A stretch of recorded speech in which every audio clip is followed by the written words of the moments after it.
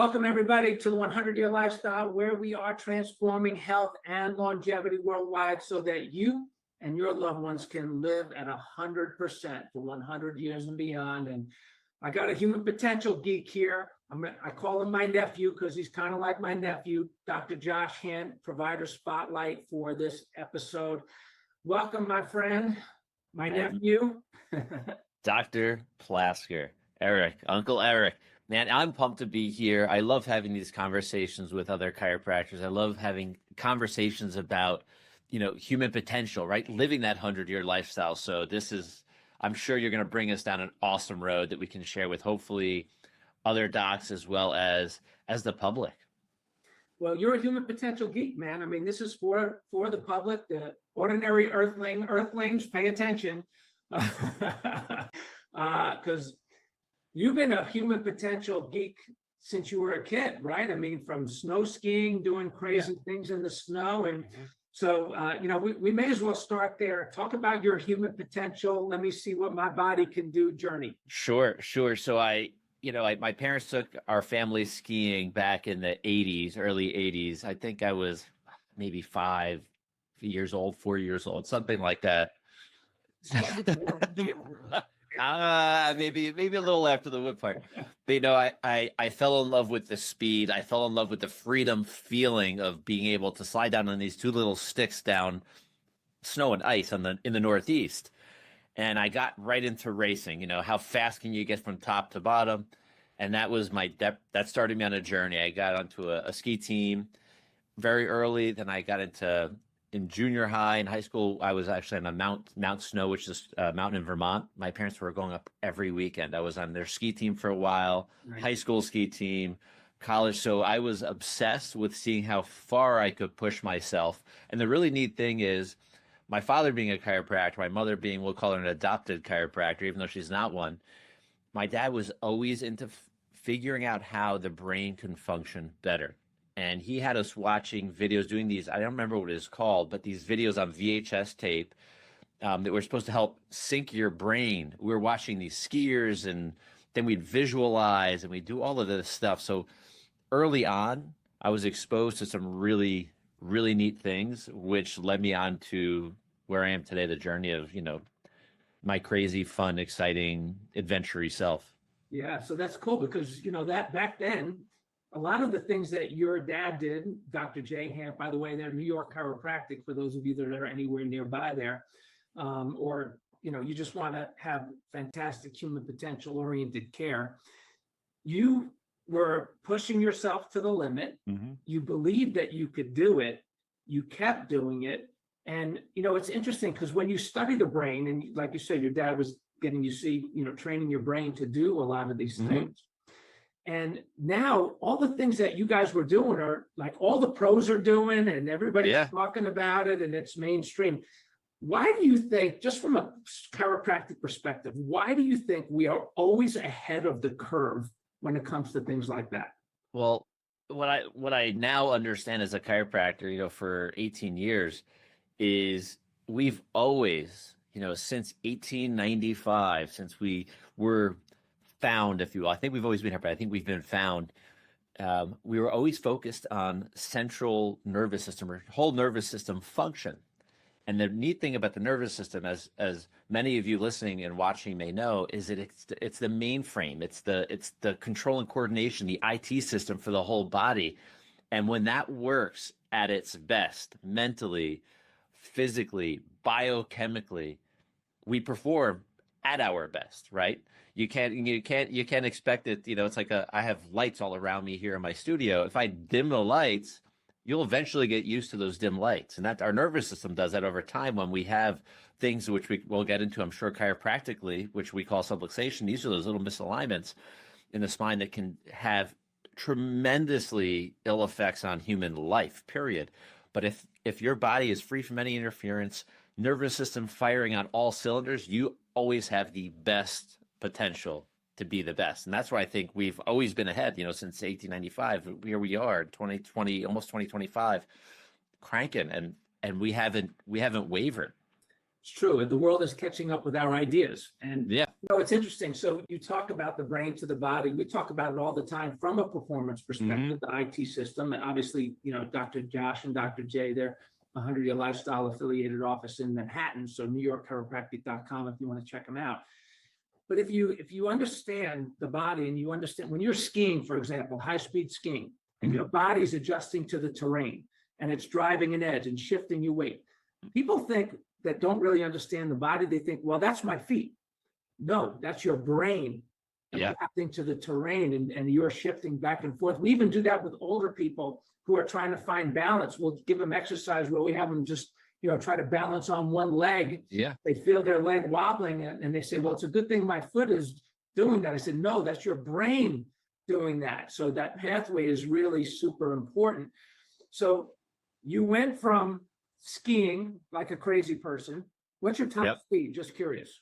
I was probably in the 60s when I was racing Giant Slalom and Super G, and I've crashed at close to the top of those speeds, and it's not pleasant for anybody that was curious. Yeah, wow. I did 54 miles per hour 2 years ago on Mount Bachelor. Okay, that's flying. Back then they used I think speed, almost like the police version of the scanner, like the police camera type to speed you. They did or catch your speed. We didn't have Apple watches or Garmin watches or anything or phones, right? That could track that. None of that was around. So, well, I was more old. 54 and 64 miles per hour. It's a little too scary to me. It's fast. I get that. It's fast. It's really, really fast. And so you have to have your reflexes have to be really, you have to be really sharp. And so I know you still do some skiing now, but what do you really do for fun? Talk to us about what a human potential geek does for fun, Josh. So I actually had this conversation with someone the other day. I think it was in practice. Actually, it was yesterday in practice, talking to a patient. She's like, how do you keep doing all of these things you like to do? And I told her, well, I didn't grow up with a very hard life, a challenging life. And I think this is really powerful for us to understand. If you're listening to this, you're probably listening on a phone or watching on a computer. So you're doing pretty good in the big scheme of things. I had to create my hard. Skiing was my initial hard. I got very good at it. I love it. Now it's more recreational. I can do it. I feel like I can ski almost anywhere in the world if I want to. Now, creating my own hard back in 2017, I wanted to complete a marathon. I did that on the trails in upstate New York. And since then, in 2017, fast forward now into 2024, I've run races 50 kilometers, 50 miles, and I've peaked at 100. I had a 150-mile run. This is only running. This is not a triathlon or an Ironman or anything like that. I had a 150-mile attempt, which I got injured at close to mile 70, and I had to call it quits. But I really love stretching the physical, the mental, and almost transcending, if you will, into that spiritual zone, because there is this metaphysical connection I think that we all have, that we're all trying to scratch at that surface, whether it's meditation or crazy running like I do. Yeah, it's interesting because I think it's important because I'm a human potential geek different than you. I have no desire to do those things. I didn't understand why you do what you do. But what is interesting is I always think about how can you do more? Like, are you capable of more? Mm-hmm. And if you are capable of more, when is that feeling, that wonder, what you're capable, when is that going to go away? And the answer is it never really goes away. It's either going to burn in you or it's going to burn outside because you're doing something, or it's going to burn a hole inside of you because you're not doing it. Yeah. So why do you keep pushing yourself when everybody wants to make things simpler? You're trying to experience hard. I think in humanity, there are some things that are like through and through, that it's in our DNA. We're not going to escape it. And I think we've come so far as a society, going through all of these crazy wars over time, and hard times. I may have said this to you before, but hard times I'll start the other way. Weak men make hard times make strong men make great times, and that's a cycle that just keeps evolving over and over in every society. And you could say people. The quote is with men. So I feel that we're in a place right now that we have things like that. My webcam says AI on it, right? 4K AI. everything is so easy. I can pick up a phone. I can call someone in Australia. I can, have food delivered to my house in 10 minutes. Everything is so simple. And I think simplicity, we lose so much of our common sense, the way our brain wants to function. We are still animals at heart. And I'm not saying we all have to go hunt and do all those things. That's really cool if you want to. But for me, that chasing this and why I think it's so important, because I think that cycle is going to happen again. And more than anything, I think if I'm mentally ready for my own heart or a new heart that may happen in society, physically ready for any kind of new heart that may happen, and financially ready, all these things, if I take care of my personal excellence, that's a quote I stole from Andy Frisella. He says personal excellence is the ultimate rebellion. If I keep focusing on making a better me, that makes me better for me first, which is selfish, but now I can become very selfless because I can give to other people. So me pushing those limits makes me good for me, but good for everybody around me. It's exciting. And I'll tell you, it's interesting. One of my favorite sayings, and it has to do with adaptability, our ability to adapt. That's in the 100-Year Lifestyle. We have it on our wall in our office in Marietta, Georgia. It says your innate intelligence will organize around the thoughts that you think, the choices you make, and the lifestyle that you live. So we have an innate intelligence, and it will organize around the things we do and the things we think and all of what I just said. So let's go back to your performance. Okay. Because I think people need to understand that you have control through your choices, right? Yes. So how does your body change? How does your innate intelligence change when you're training for a giant slalom race where it's anaerobic metabolism, you're grinding and holding those curves? How does your innate intelligence change? How does your body change from that to when you're running 100 miles? Yeah. I mean, it does it because it's intelligent. It's this inborn wisdom. And when your body's put up against a challenge, those are all of those things you just said, the running or the skiing, they're just challenges. So whether that's someone deciding to pick up a Big Mac or have a salad with maybe grilled chicken on it, those are the same things. Our body's ability to go, you know what, I'm in a stressful situation. First, we want to survive, but ultimately we want to thrive.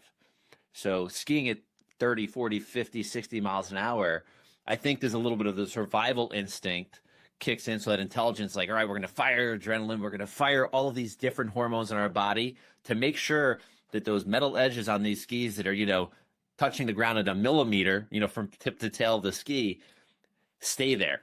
So I don't end up in the woods. Right.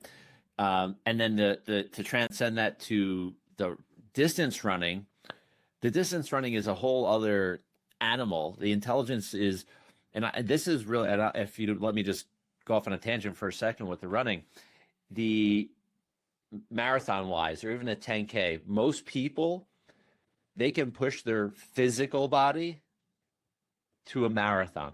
I think anybody could do it. You may not feel great the next day or week, but most people can do this physically. They can talk themselves into it. They can do a little bit of training, and that adaptability, that's going to happen. You're like, cool, I did a marathon. I think in New York City this past year, 40 or 50,000 people did it. Wow. Right? Unbelievable. That the shift from, 26.2 miles to 50K to 50 miles to 100 miles, there becomes almost an out-of-body type experience. And what I mean by that is you really get so connected. And if I could try to connect with those that are listening or watching, there's been a point in your life, whether you're a kid or adult, where you've gotten so focused in doing something, whether it's reading a book, going for a long walk, skiing, whatever it may be, that you completely lose track of time. And they call that flow state, but I totally believe that's that connection with that intelligence, right? We're there. And when I'm doing the distance running, and I think this is probably true for many people that may not even say that do these types of events, is I go from physical, from push, where I think I'm completely in control. Then it goes, all right, now I need to get my headspace in there. I think I can do it. I think I can. Come on, body, let's keep moving. We can do it. Other people are doing it, so we know it's possible. And then there comes a point, and for me, this is in that between 50 miles and 100 miles, where I can almost stand outside of myself spiritually and know that I can see myself doing this event. It's very bizarre, and that the intelligence is always adapting. It's always going to change. And the crazy thing is, when you do things that are challenging or talk about this nervous system adaptability, and you say this, I think, in 100-year lifestyle, and you've said it to me, you got to learn to love the things that are good for you, right? So if I was training, or anybody was training for that 10K or that 100-mile, it doesn't make a difference.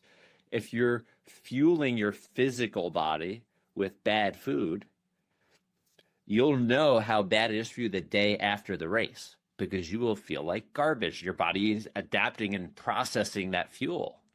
It's like taking a gasoline engine and giving it diesel fuel. It's not going to run really well. It may break it.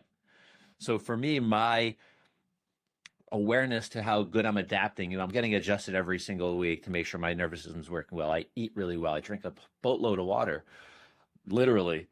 The day after, the 2 days after the race, if I can show up in the practice on Monday, if I race from Saturday, if it's 100, it's Saturday, realize people, it starts at 5 a.m. Saturday, it may finish at 3 a.m. on Sunday. Wow. Right?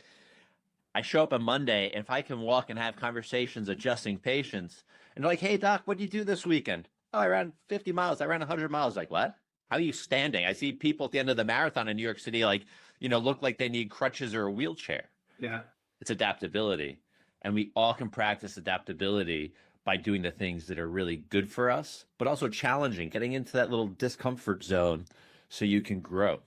And I'll tell you what, it's completely worth it. And one of my favorite sayings that you say is, you got to learn to love the things that are good for you. And it's probably one of the most powerful little phrases, like when you're going out to eat, anything. Do I go for a walk, or do I sit on the couch? Yeah, it's really two: treats or tricks. Yeah. Yeah, Yeah. treats or tricks. And so a lot of it is mental, and the neurology part of it. And I want to go back to the adaptability piece of this and how your innate intelligence adapts. Yeah. Because I remember there were times watching you in your physical journey of human potential, and it's almost like you're playing with your body.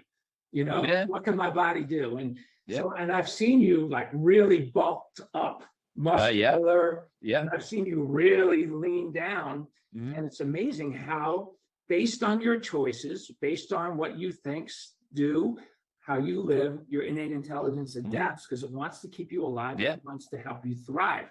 And so that's true for everybody listening. Everybody. The question is, and I think the reason why you're so adaptable is because of the chiropractic care that you receive on a regular basis. You do lifestyle care and performance-based care, not just crisis care. I want to tell this patient story real quick. This woman was working out really, she's had a lot of injuries over the years. Everybody listening to this, you've had falls, you've had maybe an accident here or there, and you've gotten traumatized. Your spine, your nervous system was traumatized. And if you just went about and let it just kind of not had it corrected and not taking care of it, it's affecting your ability to adapt. Mm-hmm. And so we had this woman, she was coming and she was working out, and she just couldn't get past a certain level of workout. She would always injure herself. And she said she would go and get adjusted once a month, monthly. And I asked her, why do you go once a month? She says, because I really feel like I need it, because I want to exercise, I want to do these things. And I get to a point where my body's just breaking down because of all the traumas that I've had over the years. And I said, well, when do you feel like you need it?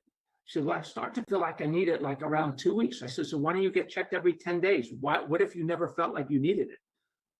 And she was like, wow. She was like, duh. And now she's like, she's off the roller coaster ride. And so I think that's so important, because you've lived that way. Your family has lived that way. And so talk about how you, for yourself, what are some of those things chiropractic can talk, but in addition to that, about some of the other things that you do to really care for yourself so that you could optimize your potential. Yeah. And I think everybody listening, if you are not under chiropractic care, I think it is the best, and many people have heard this term, biohack.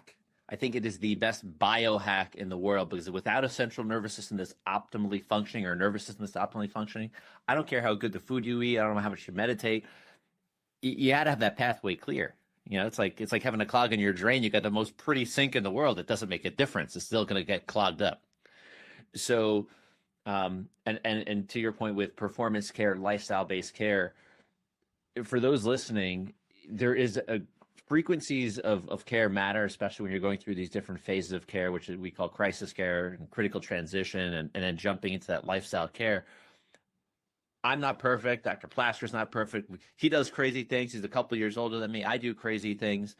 So my adjustment frequency is mostly the same, except for when it's not. When the intensity of my lifestyle jumps up, the intensity of my care jumps up. And that means chiropractic care, but all the things in the puzzle that I'm going to connect right now that I think are very powerful.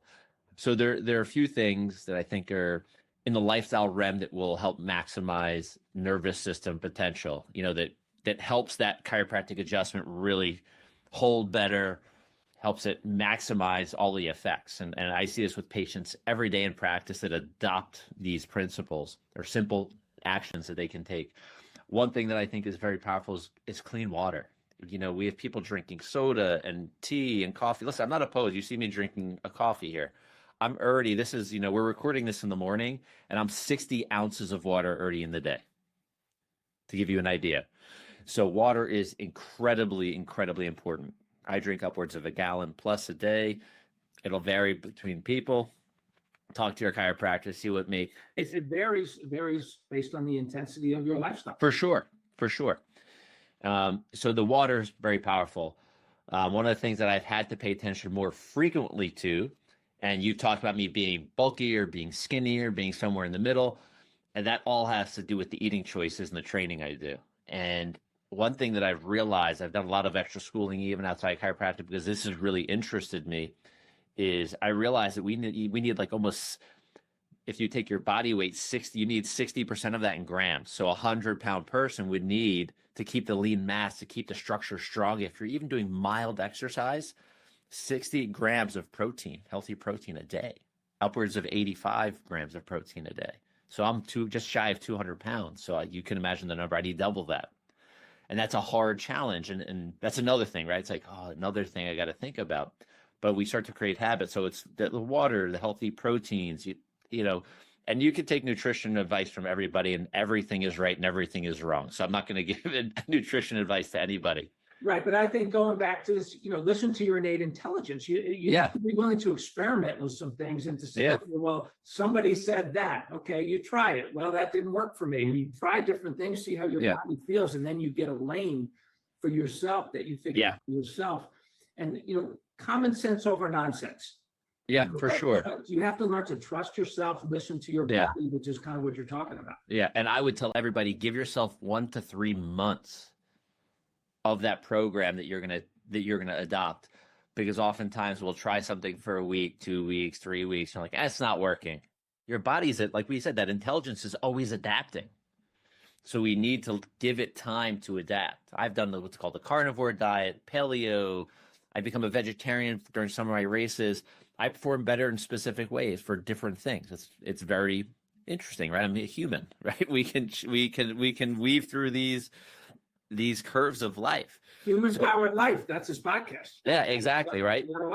Yeah. So it's your adjustments. It's fueling your body with the healthy food and healthy water and clean water.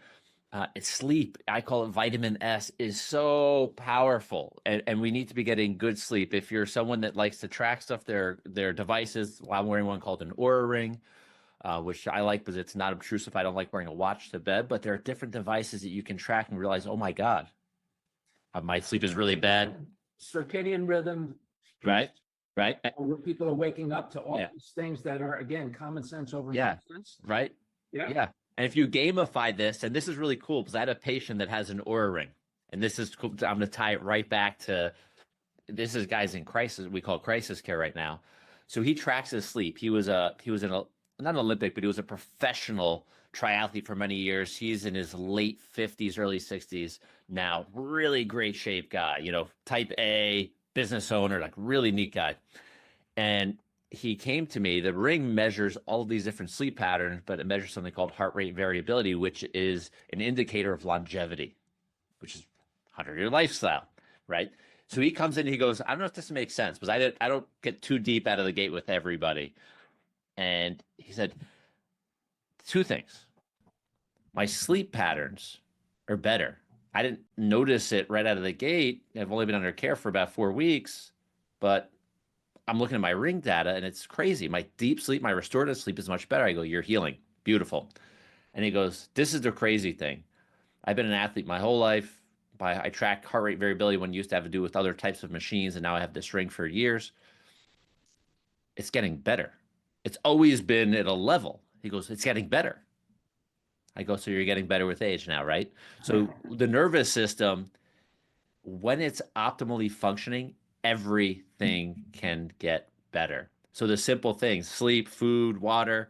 And one of the last things that I love to tell people to do, especially since I practice in New York City and we're in these manufactured environments all day. I mean, even in the suburbs, but the city's more because it's, it's like a concrete jungle.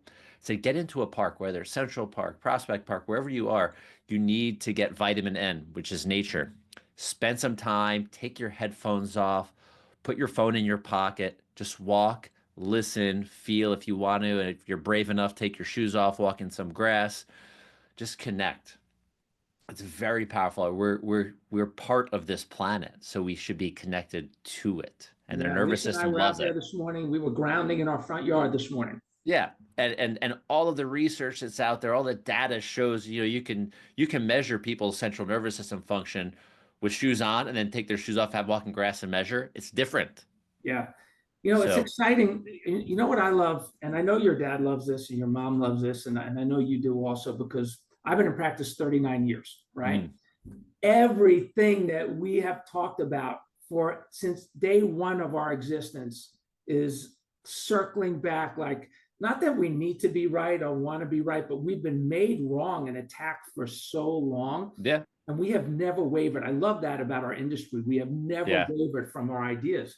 And so here we are, and just everything is circling back. Neuroplasticity, the body's ability to regenerate, innate intelligence organizes. If you gain weight, you can lose it, you can eliminate it, you can grow muscle, you can eliminate muscle. If you want to be a bodybuilder, great. If you then want to be a triathlete, you can lose it all. Yeah. It's just amazing how the body's ability, how it is to adapt. Yeah. So let's circle back now, because you've talked about some of your patients. What do you want people to know who may be listening to this, who they need to get on a path, a new path, make some changes? We talk about, obviously, in 100-Year Lifestyle, the three life-changing principles. Change is easy. Thinking about change is hard is the first one. That's the magnet principle, right? Yeah. Yeah. Bam, magnet flip, everything gets easier. What do you advise people to do if they need to get started? They know they need to get started. They need to do something, and they're just sitting on the outside and they're not engaging. Okay. So I'll tell you how I see myself if I was never under chiropractic care. I look at all of the information. We are so overwhelmed with information now that, you may be thinking of going to a chiropractor, eating better, extra, all of these things, and you look at everything and you're going to do nothing. You're going to stay in your lane. You're going to get more unhealthy. You're going to make maybe more poor choices. And then we're just going to complain that nobody's here to help me. What I would tell you is this. The first step is the hardest step, but it is the best step. I would point yourself in one direction only. Go to a chiropractor, get a very specialized evaluation. See where those interferences are. See what you need to do to address those.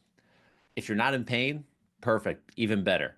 What you're going to experience more than likely right out of the gate is better sleep. All of these little things are going to start to, you're going to feel good. I have a better mood. I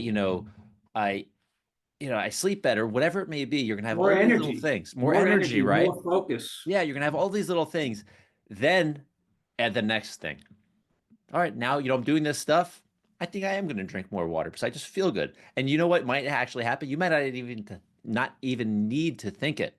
Your intelligence, your innate intelligence is going to say, pick up that water bottle, grab that cup of water.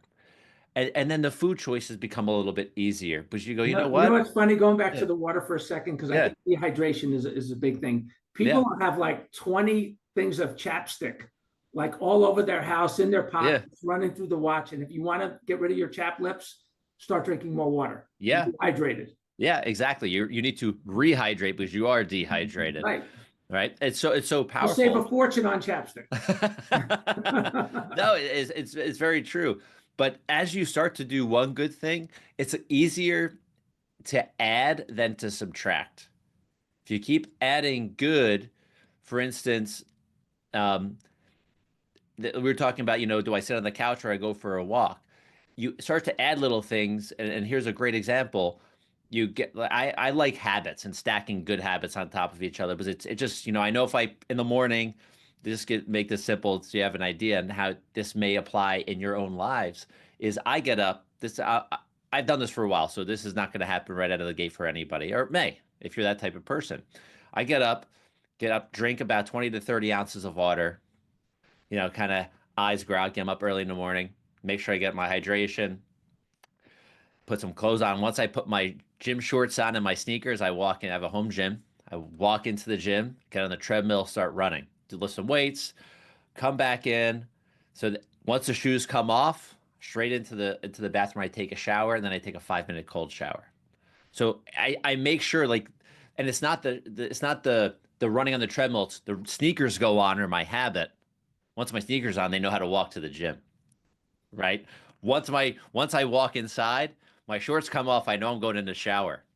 So it's the little things you got to focus on. If you do 1 minute habits that lead to a good thing, focus on those 1 minute habits. The shoes off, you're changing to go in that, and then I drink coffee and read and do all of the other things. So you can have these positive things start to show up if you connect. When I go to the chiropractor, I know after my adjustment I can go for a 30-minute walk. Cool, awesome. Or I'm going to go straight to the gym. Or it may be something like I do. Wake up in the morning, drink more water. Get the simple habits out. You can do it by leaving a pint glass, out the night before. Just leave it there. Because when you walk Yeah. into it, you go, okay, there's my water. Yeah, So, you develop those human potential rituals. We have, we yeah, just came out with this healthy longevity package where we talk about habits and rituals yeah. and the dominant energy patterns. And you Hmm. create, if you're in a survival pattern, or if you're in a destructive pattern, or a complacent or comfort pattern, Hmm. you start to wrap your head around some of these conversations, and you create your own Hmm. personal human potential pattern that is good for you, that is Yeah. aligned with the things that are important to you. And the things that you're talking about, you maybe freaking some people out. Well, this guy's like super disciplined, but No, it's practice. it's practice. Yeah. Yeah. And I what I find now for me, it's easy. In our house, we have cupboards, we have all sorts of stuff in our cupboards. I don't buy the things I know I'm gonna want to go. Chocolate. Like I love like Lisa's chocolate chip cookies, right? If she made me a batch every week, I would be 400 pounds. But they're the best chocolate chip cookies in the world. I save those things for different occasions, and what I don't do is I don't call them a special occasion. Because if we treat ourselves with garbage when we do good, we're training ourselves for bad, right? Yeah. So when you put your fork down at home, like this is simple. If you have a family and it's maybe not the winter to walk in the dark, depending on where you are, you know, you finish your dinner. Now we clean up. Everybody, we're going to do a 20-minute walk, Yeah. a Nice. family walk, right? Do something like those little simple shifts will get you off the seat, but also get you out of, hey, maybe what am I going to have for dessert, Yeah, right? it's really important. It is, we'd say a lot of the things are all a part of the whole 100-year lifestyle plan. And Yeah, it's not what you eat, it's what you buy, because you will always eat what you buy. So to exactly. your point, it's really, really special. And so talk to us about some of the people that you have worked with, some of the changes that you have seen people make. I mean, we know you're a badass. You have Hmm. definitely established yourself as a human potential geek badass in the world.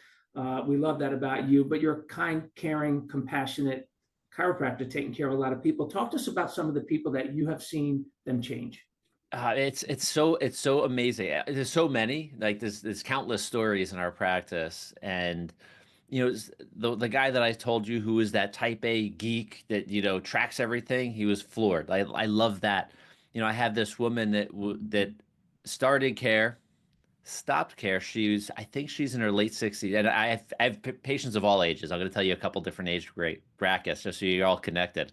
So she was coming in. She needed desperately. I mean, her hips looked like, a freight train ran over them. She could barely walk, and like, let's see if we can help you first before you go and have hip surgery. She was all for it, but she was always coming in and limping, and it was pretty bad. We were just, giving her a little bit of hope. Her nervous system was going to function better, and she ended up getting surgery. She stopped coming in. She reactivated, restarted her care recently, and she came in and said something so powerful to the staff. She's like, "Look, I can move. I'm dancing." She goes, "What I realized is by getting adjusted, I was just a happier person. Just a Wow. happier person." So she's like, "You can't touch my hip." I'm like, I know we can't adjust your hip." So she comes in, big smile, headphones on, white hair down to her shoulders, dancing every single time she comes in. And my team keeps looking at her like, "Is she crazy?" I'm like, "No, she's just very happy." And now she comes in, she gets adjusted, gives us a high five, and walks out the door. She comes in every single week. Yeah, I And love she that. loves it. Yeah, Because she's happy. She goes, "I just feel so much happier and better. Why would I not do this?" yeah, it's interesting. When your body is completely aligned and the pathways are clear, Yeah. the energy that your body is using, if you have an injury, the energy that your body is having to use to survive and Hmm. protect an injury or an Yeah. imbalance, when it gets freed up, it goes towards joy, happiness, passion, fun, all those different things, because we have that Hmm. innate energy that we talk about, also innate intelligence, innate energy. Yeah. And a little point about hip replacements here, because I think this is really important. So there are a lot of fads. In 39 years, I've seen fads come and go. Well, there Hmm. is definitely the hip replacement, knee replacement, For sure. big time. We got to do more hip replacements. It's crazy what's going on there.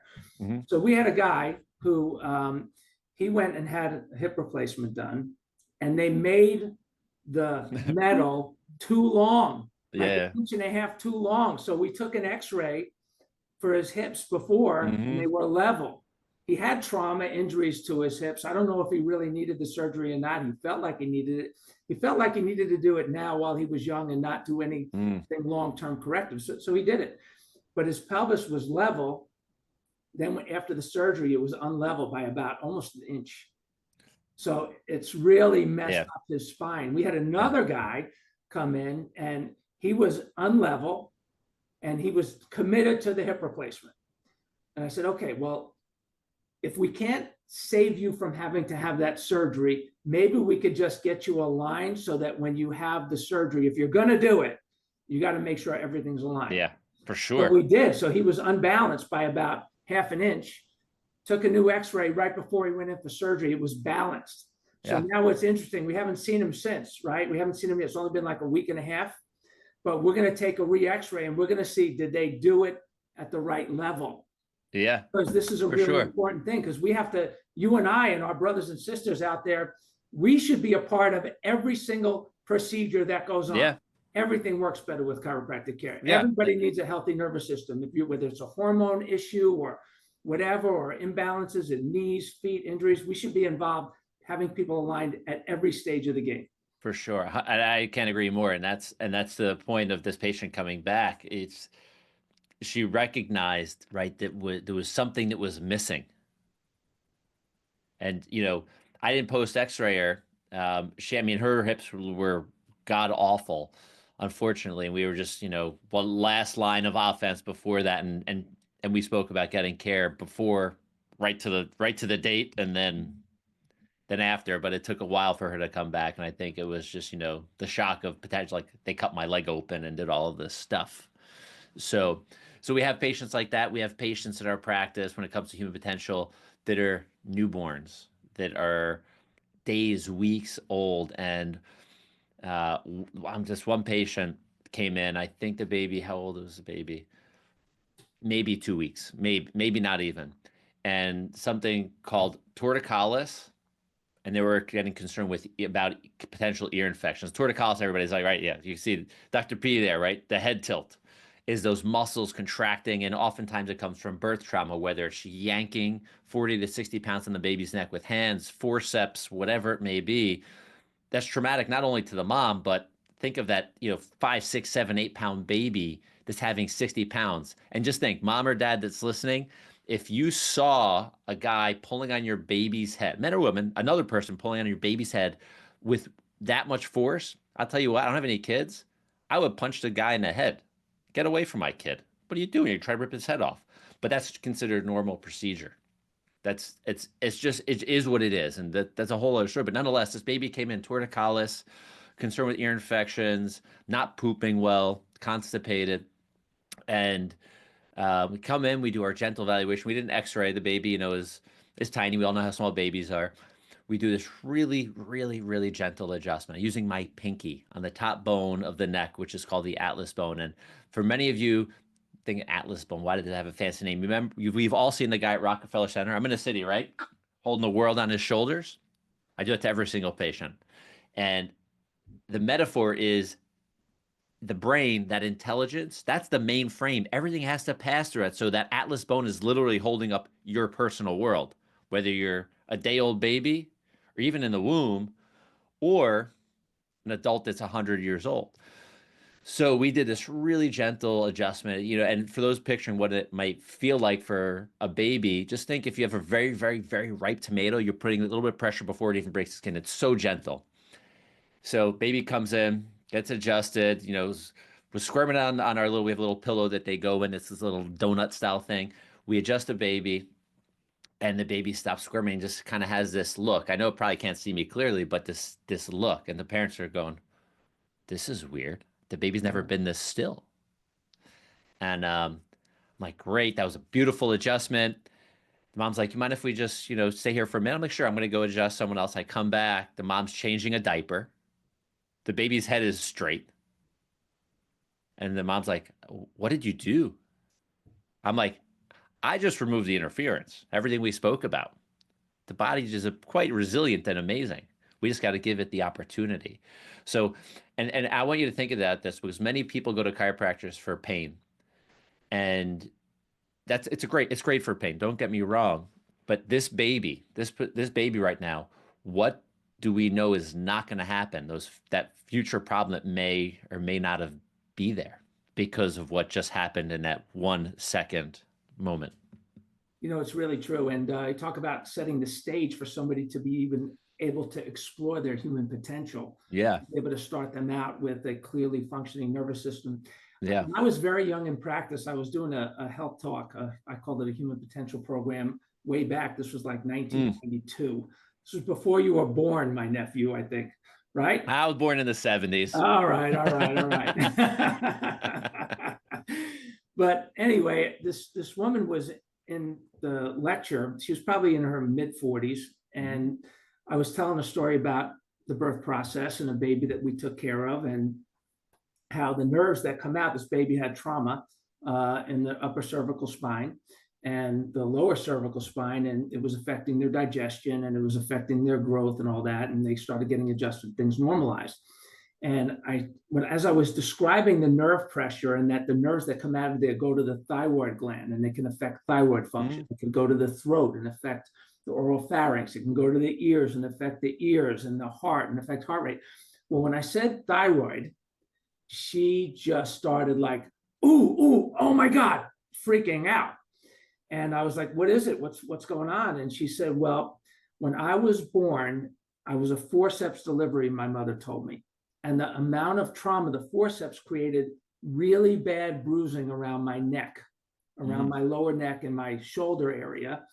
And my mother, because it was so bruised, she was afraid people were going to think that she was abusing her as a baby. So the mother always wrapped scarves around her neck until the black and blue marks went away. And she said to me, she looked at me and she said, oh my God, I had developed thyroid cancer at the age of 17 and nobody could explain. They'd never seen this kind of cancer in a 17-year-old before. Nobody can explain why all of a sudden I had this cancer. I ended up having part of my thyroid gland removed. She's now in her 40s. She said to me, she said, I wonder if that's why I developed that cancer. Like it clicked for her, the connection of the nervous system. And I said, I don't know the answer to that question, but I would have loved to have been there 40 some odd years ago to make sure that you didn't have that nerve pressure, because I believe that you probably could have avoided a lot of those things. And So it's interesting, the people that are under lifestyle care that you and I see, how many things that we'll never know were prevented because the body just worked normally. Yeah. Right. Loud miracle, silent miracle. Loud miracle, silent miracle. And as we say all the time, healthier going in, healthier coming out. Yeah. You know, and all of us, we're going to have something at some point that affects our bodies. And it is true, healthier going in, healthier coming out. So, wow, we've talked about a lot of stuff. My nephew, my friend, so proud of you.